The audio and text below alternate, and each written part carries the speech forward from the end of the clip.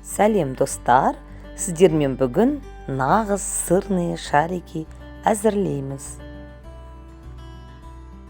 Тез әзірленеді, әрі өте дәмді болады. Бізге комо сыры, 4 жұмыртқа, разрыхлитель 10 грамм және ұн қажет болады. Жұмыртқаның сарысы мен ағын бөліп аламыз бір-бірінен. Бізге тек қана ағы қажет болады, яғни 4 жұмыртқаның ағы.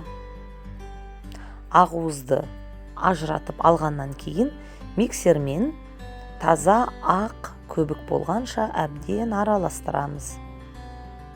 Миксерлеген кезде ең төменгісінен жоғары қарай ақырындап ауыстырып отырамыз. Осылай міне бізде әппақ жұмыртқаның ағуызынан көбік пайда болу керек. Енді келесі кезек терканың майда бөлігінен өткізілген жаңағы комо сырын және де разрыхлительді ұнға қосып араластырып дайындап аламыз. Енді жаңағы жұмыртқаның ағуызына сырды қосамыз.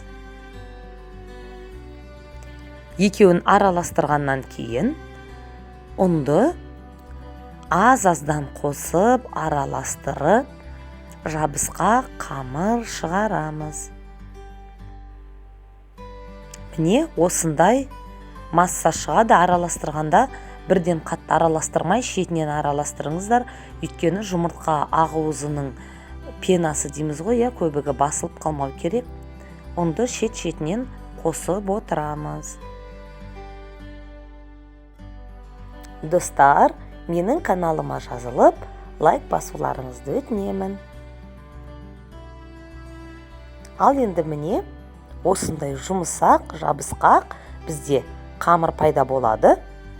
Және де осы қамырдан 10-11 грамм немесе жаңғақтан кішкене сәл ғана кіші болатындай осындай домалақ шарики жасап аламыз. Міне. Ал енді түгел осы қамырымыздан сырный шарикиді домалақтап әзірлеп аламыз.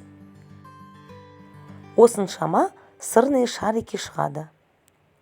Табаға сұйық майды құйып, қызған кезінде жаңағы сырный шарикимізді саламыз. Бірақ көп салмаңыздар, араларын алшақ қылып салыңыздар, сыр ерігендіктен бір-біріне жабысады. Міне достар, нағыз сырный шарики дайын болды. Иісі қандай әдемі.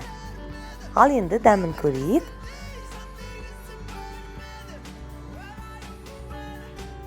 Өте дәмді.